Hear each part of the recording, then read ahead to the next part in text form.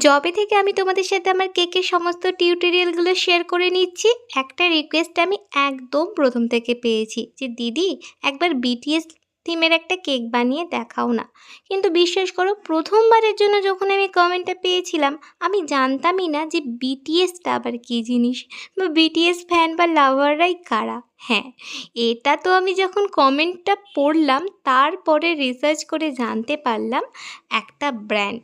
যাই হোক, তো অনেক রিকোয়েস্ট ছিল কিন্তু সেইভাবে না কোনো অর্ডারই আমি পাইনি। আর এরকম থিমের উপর অর্ডার না পেলে তো কেক বানানোও যায় না। যাই হোক, অ্যাট লাস্ট আজকে ২ বছর পরে একটা অর্ডার আমার কাছে এসেছিল বিটিএস থিমের উপরে। তো আমাকে সে বলে দিয়েছিল আমি যেন যতটা পারি ক্রিম দিয়ে করি, না ফন্ডেন্টের কথা বলেছিল। তো সেই টাইমটা একটু বৃষ্টি বৃষ্টি ওয়েদার থাকার কারণে আমি তাকে বলেছিলাম ফন্ডেন্টটা অ্যাভয়েড করতে।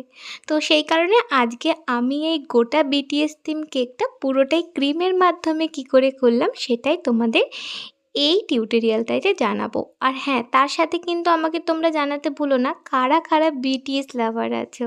আর বিটিএসের গোটা স্টোরিটাও কিন্তু আমি তোমাদের থেকেই জানতে চাই। আমি অতটা ভালোও জানি না এটার ব্যাপারে। যাকগে, দেখতে দেখতে দেখো কাজটা আমি অনেকখানি এগিয়ে ফেলেছি। এটা কিন্তু একটা 1.5 পাউন্ডের কেক ছিল। আর বিটিএস থিম মানে পার্পল কালার তো হতেই হবে।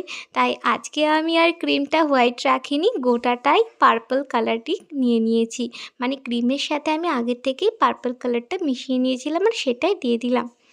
তারপরে এখানটায় আমি ভাবছিলাম যে কী করব, কী করব? যাই হোক, লাস্টে স্ক্যাপার দিয়ে একটু সমানই করে দিলাম গোটা ব্যাপারটা। যাই হোক, এর মধ্যেই বলে রাখি, তোমরা অনেকেই তো আমাকে অনলাইন ক্লাসের কথা বলেছিলে। তো তাদেরকে নিয়ে আমার একটা ছোট্ট অনলাইন ক্লাস হয়ে গেছে।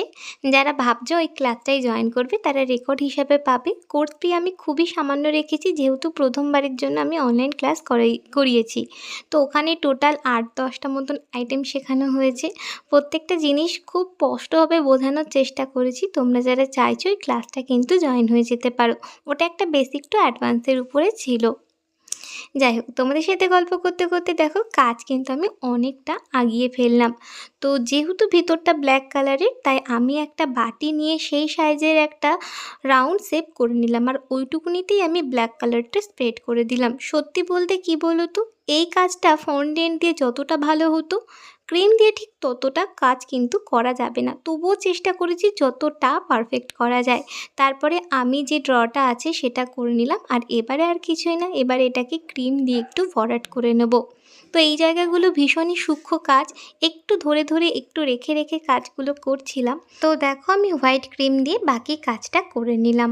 তো এখানে আমার মোটামুটি কাজ কমপ্লিট। তো এরপরে ভাবছিলাম যে এটাকে ঠিক কীভাবে করে তুললে মানে জিনিসটাকে ফুটিয়ে তোলা যায়। তো ওই পাইপিং ব্যাগটাকেই আমি আবারই ইউজ করলাম, মানে যে আমার কাছে হোয়াইট ক্রিমটা ছিল সেটা দিয়ে আমি রাউন্ড শেপটা একটা বর্ডার দিয়ে দেওয়ার চেষ্টা করলাম। তাতে করে ভিতরে যে ড্রটা করেছিলাম সেটা একটু হলে ফুটে উঠলো।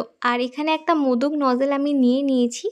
আমার কাছে ব্যাপারটা খুবই ফাঁকা ফাঁকা লাগছিলো, সেই কারণে আমি গোটা কেকটাতেই মোদক নজল দিয়ে এই ড্রটা করলাম।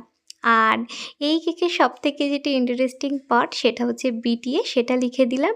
আর নিজের ব্যাপারটা দেখে কেউ হাসাহাসি করো না, ওটা একটা ছাগল লেখা আছে। একটা ফ্রেন্ড তার ফ্রেন্ডের জন্য অর্ডার করেছিল, সে আমাকে এটা লিখে দিতে বলেছিল বলেই আমি লিখে দিয়েছি। এই তো আমার বিটিএস থিম রেডি একদম। কতখানি পারফেক্ট করতে পেরেছি আমাকে জানিও। আর কারা কারা বিটিএস লাভার আছো হাত তুলতে একদম ভুলো না। চলো আজকের মতন টাটা, দেখা হচ্ছে নেক্সট ভিডিওতে। ততক্ষণে সবাই খুব ভালো থেকো।